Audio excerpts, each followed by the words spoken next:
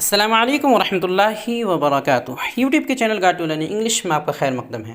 मैं हूं मोहम्मद शहाबुद्दीन एक शानदार वीडियो के साथ। दोस्तों, हमने एडवांस्ड इंग्लिश स्ट्रक्चर्स यानी अंग्रेज़ी के मॉडर्न और ज़रूरी स्ट्रक्चर्स की बहस शुरू की थी।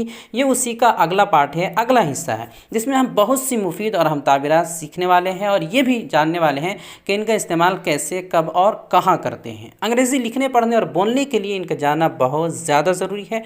आसानी के लिए इन सभी स्ट्रक्चर्स का पीडीएफ फाइल भी बना दिया गया है, लिंक नीचे डिस्क्रिप्शन में दे दिए गए, आप जाकर ज़रूर डाउनलोड कर लें। आगे बढ़ने से पहले दोस्तों, अगर आप इस चैनल पर नए हैं तो चैनल को सब्सक्राइब कर लें और ऑल का बटन प्रेस करना हरगिज़ भी ना भूलें, ताकि इस तरह की मज़ीद वीडियोज़ की नोटिफिकेशन आपको बर वक्त मिलते रहे। तो चलिए शुरू करते हैं। तो आज का पहला है suppose, supposing, let it be. फ़र्ज़ करो, मान लो। हम कभी कभी इस तरह बोलते हैं कि फ़र्ज़ करो कि या मान लो कि ऐसा हो जाए तो क्या होगा।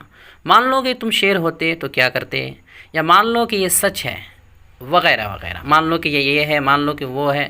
तो अगर मान लो कि बोलने के बाद आगे दो जुमले आने हैं, यानी दो जुमले, दो सेंटेंस आने हैं, तो इस सूरत में सपोज़ और सपोजिंग का इस्तेमाल होगा। लेकिन अगर सिर्फ एक जुमला आना है, अगर आप ऐसा कोई सेंटेंस बोल रहे हैं जिसमें आगे एक ही जुमला आना है मान लो के बाद, तो लेट इट बी का इस्तेमाल होगा। अलग अलग दोनों का इस्तेमाल है। तो सबसे पहले पहला वाला जानते हैं, सपोज, सपोजिंग। अब इसमें भी दो चीज़ें हैं कि अगर ऐसी चीज़ फ़र्ज़ कर रहे हैं, मान रहे हैं, जिसका होना मुमकिन है, यानी हो सकता है, मुमकिन है कि वो हो सकता है, तो पहले जुमला में प्रेजेंट इंडेफिनिट टेंस का इस्तेमाल होगा और दूसरे में विल प्लस वर्ब वन का इस्तेमाल होगा। जैसे सपोज़ कोई ऐसा जुमला बोल रहे हैं जो हो सकता है। Suppose it rains tonight, what will you do. मान लो कि आज रात बारिश हो जाए, तो देखिए बारिश होना मुमकिन है, तो ऐसी चीज़ फ़र्ज़ कर रहे हैं जो मुमकिन है। तो मान लो कि आज रात बारिश हो जाए, तो आगे विल और वर्ब वन का इस्तेमाल होगा। तो व्हाट विल यू डू यहाँ पर इस्तेमाल किए हैं, व्हाट विल यू डू, तो तुम क्या करोगे। इस तरह supposing he comes, what will you से। फ़र्ज़ करो कि वो आ जाए तो तुम क्या करोगे। तो देखिए ही कम्स, कम्स प्रेजेंट है, प्रेजेंट डेफिनिट, और आगे विल का इस्तेमाल हुआ है। इस तरह suppose you win the election, what will you do. मान लो कि तुम इंतखाब जीत जाते हो तो क्या करोगे। अब आगे अगर ऐसी चीज़ फ़र्ज़ कर रहे हैं जिसका होना मुमकिन नहीं है, इम्पॉसिबल है, तो पहले जुमला में वर्ब टू और दूसरे में वुड प्लस वर्ब वन का इस्तेमाल होगा। जैसे suppose the death came back to life, what would happen. मान लो कि मुर्दा ज़िंदा हो गया, या मुर्दा ज़िंदा हो जाए तो क्या होगा। तो देखिए यहाँ पर ऐसी चीज़ फ़र्ज़ कर रहे हैं जो नामुमकिन है, मुर्दा का ज़िंदा होना मुमकिन नहीं है, तो अब मान रहे हैं, ज़बरदस्ती फ़र्ज़ करने के लिए बोल रहे हैं, तो ऐसी सूरत में वर्ब के सेकंड फॉर्म का इस्तेमाल हुआ है और आगे वुड का इस्तेमाल हुआ है। इस तरह supposing you were a lion, what would you do. मान लो कि तुम शेर होते तो क्या करते हैं, यहाँ भी देखिए नामुमकिन चीज़ है। इस तरह suppose the right became a cat, what would happen. फ़र्ज़ करो कि चूहा बिल्ली हो गया या चूहा बिल्ली हो जाए तो क्या होगा।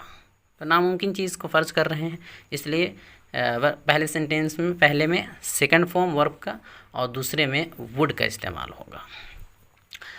दूसरा था कि आगे ऐसी चीज़ फ़र्ज़ कर रहे हैं जो एक ही सेंटेंस में कंप्लीट हो जा रहा हूँ, जैसे उसके लिए लेट इट बी का इस्तेमाल करते हैं। जैसे let it be a circle. मान लो कि ये एक दायरा है, आगे आप कोई नाउन वगैरह जो इस्तेमाल होता है वो लगा सकते हैं। लेट इट बी लाई, मान लो कि ये झूठ है। Let it be a point, मान लो कि ये एक नुक्ता है। लेट इट बी ट्रू, मान लो कि ये सच है। Let him be ill, let him be ill, मान लो कि वो बीमार है, किसी के बारे में बोल रहे हैं कि मान लो कि वो बीमार है। या लेट खालिद बी एन आलिम, मान लो कि खालिद एक आलिम है, आलिम है नहीं लेकिन फ़र्ज़ कर लो, मान लो कि वो एक खालिद एक आलिम है। तो इस तरह अगर एक ही सेंटेंस में कंप्लीट हो रहा हो तो लेट इट बी का इस्तेमाल करते हैं। अगला है इंटेंट, इंटेंशन, गोइंग टू।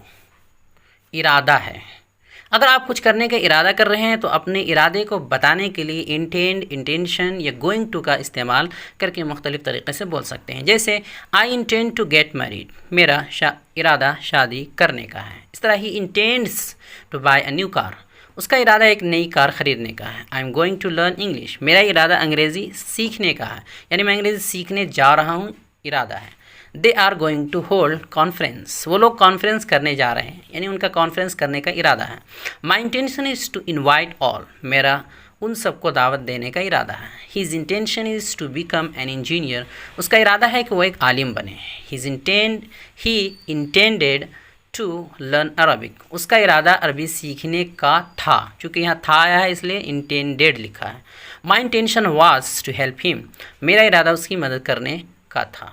अगला है if I have या I had my way, अगर मेरा बस चले या मेरा बस चलता या चला होता। हम कभी कभी इस तरह भी उर्दू में बोलते हैं कि अगर मेरा बस चलता तो मैं आपके लिए चांद तारे तोड़ लाता, अगर मेरा बस चले तो मैं आपको वज़ीर आज़म बना दूँ, अगर मेरा बस चले तो मैं ऐसा कर दूँ वैसा कर दूँ, वगैरह वगैरह। ऐसे जुमले हम अक्सर बोलते हैं। तो ऐसे जुमले माजी और हाल दोनों ज़मानों के लिए बोले जाते हैं, इसलिए उसके बनाने के दो स्ट्रक्चर्स हैं। तो पहला जानते हैं, सबसे पहला है इफ़ लिखना है, उसके बाद सब्जेक्ट, फिर हैव या हैज़ में से कोई एक सब्जेक्ट के हिसाब से, फिर पजेसिव केस होगा, यानी ही इज़, ही जो इस्तेमाल करते हैं, ही इज़, हर, और इसी तरह जो सबके लिए देयर वगैरह। उसके बाद वे, फिर दूसरा सेंटेंस होगा सब्जेक्ट उसमें, उसके बाद वर्ब की पहली शक्ल, उसके बाद अदर यानी ऑब्जेक्ट वगैरह। मिसालें समझते हैं। If I have my way I bring the moon and the stars for you, अगर मेरे बस चले तो मैं तुम्हारे लिए चांद तारे ले आऊँ। इस तरह if I have my way I teach you English, अगर मेरा बस चले तो मैं आपको अंग्रेज़ी सिखा दूँ। If he has his way he helps you, चूँकि ये ही है तो उसके हिसाब से हैज़ आया है और हीज़ फिर उसी के हिसाब से आया है। तो if he has his way he helps you, अगर उसका बस चलता तो वो यहाँ आ जाता। If they have their way they kill you, अगर उन लोगों का बस चलता तो वो लोग तुम्हें मार डालते। तो ये हुआ पहला स्ट्रक्चर के हिसाब से। दूसरा है इफ़, उसके बाद कोई सब्जेक्ट, फिर हैड का इस्तेमाल करना। इसमें पहले में हैज़ या हैव था, इसमें हैड का इस्तेमाल करना, फिर पजेसिव केस होगा कोई भी, उसके बाद वे, फिर दूसरा सेंटेंस में सब्जेक्ट, उसके बाद वुड का इस्तेमाल करना, फिर वर्ब वन और कोई आगे ऑब्जेक्ट वगैरह।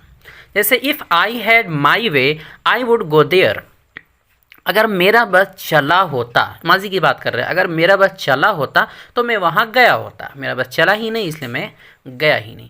If I had my way I would help you, अगर मेरा बस चला होता तो मैं तुम्हारी मदद क्या होता, अगर मेरा बस चला होता तो मैं तुम्हारी मदद क्या होता। इस तरह if he has his way he would earn money a lot, अगर उसका बस चला होता तो वो खूब पैसे कमाया होता।